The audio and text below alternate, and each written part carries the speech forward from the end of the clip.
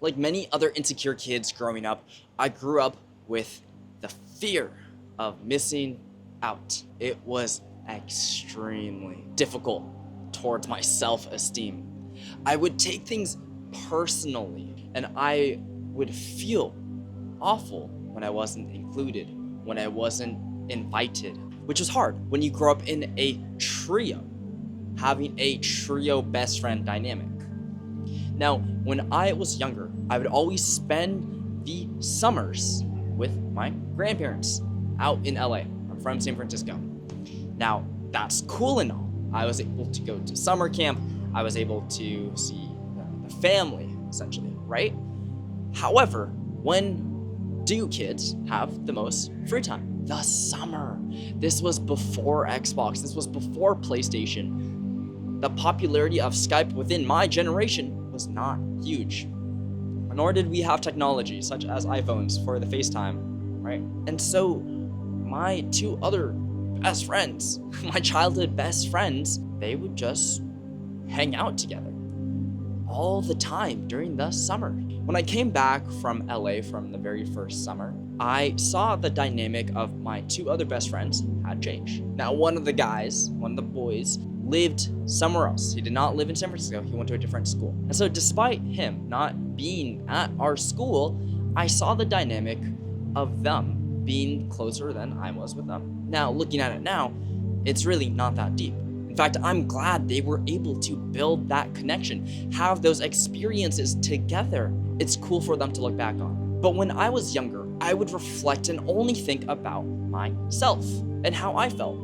And I don't think it's necessarily bad that I felt the way that I did, which was left out, not included, and honestly, a bit sad that I wasn't a part of that great relationship that they had developed themselves. Of course, it's easier to look at things with retrospect, in hindsight. Many years later, I'm talking about 9, 10, 11, 12 years later, probably even more. It's easy to reflect many years later and removed, but I also want to acknowledge it was really hard adapting and accepting the new dynamic, that change in the trio. I wanted to be included just as much as they were. The reality was, I wasn't. You may be feeling this way as well. How come my friends aren't inviting me?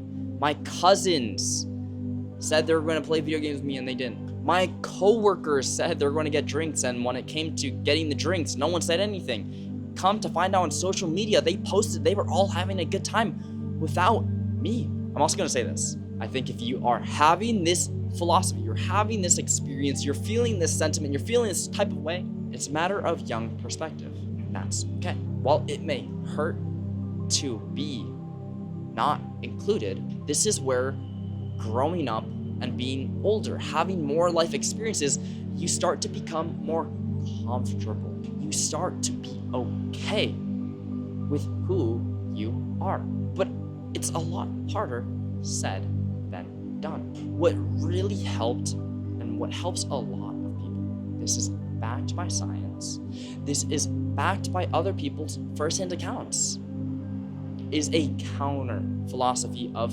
FOMO, fear of missing out. The counter being the fear of being included. Now that is a very, very extreme counter, but it's to emphasize the point that you don't need to be invited to everything. The party, the dance, the function, the hangout, the after work drinks. It's okay. In fact, if I were to really bring it home, if I were to really bring the whole point home, is that it probably just wasn't meant to be. Now, before I expand further on that, if you're watching this video, consider subscribing. It costs you nothing and it is free. You can always change your mind later. And if you're liking this video, you're like, hey, I could really benefit from a conversation with Spencer, hey, check the link down below in the description. You can email me, you can book a time with me, access my calendar, it's all there. But back to the topic, perhaps it just wasn't meant to be. I heard that many years later. In fact, I think it was my freshman year of high school, boarding high school, but high school nonetheless, that I heard perhaps it just wasn't meant to be. Perhaps this is an opportunity for something else to happen. And maybe not just something to happen, but the experience and the belief. Say you weren't meant to be invited. That's okay. You could choose to take it personally. You could also choose to reflect on why you didn't get invited. Maybe reality is the two of your best friends are closer to each other than you are with both of them combined. Okay. Maybe it's reflective of your friends. Is it friends of convenience or friends by choice? Of course, they're friends of convenience and friends by choice. Perhaps you weren't meant to be invited to that whatever because there were another plan that was thrown at you. Great. Because I didn't get invited to that thing, I get to go to that thing. Amazing. Perhaps it's a new opportunity and a new experience for you to actually do things by yourself. And that's another point. Are you comfortable by yourself? Of course, I have other videos on that. Being comfortable with yourself and the benefits and the love and amazing experiences of being in your own, but allowing yourself to see that perhaps it just was not meant to be takes the pressure off. No longer are you coming from a deficit, begging on your knees, please invite me to, it's okay. Because no matter what, something else was destined for me, whether that is a plan, that is the experience, that is you experiencing you being by yourself.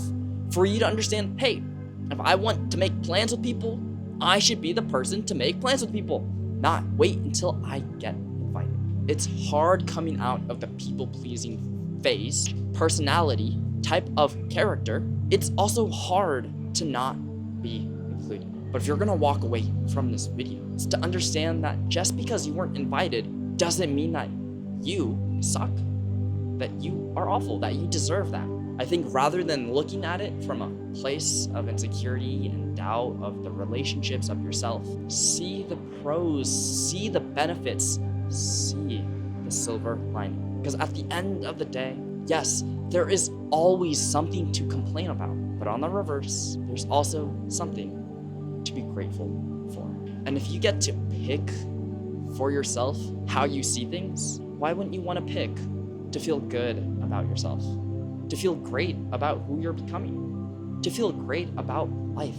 And that's harder said than done, which is why, link down below, I offer consultations, discovery calls. You've been watching all the way to the end? Consider subscribing. You can always change your mind later. Until next time, my name is Spencer, and I will see you later. Peace.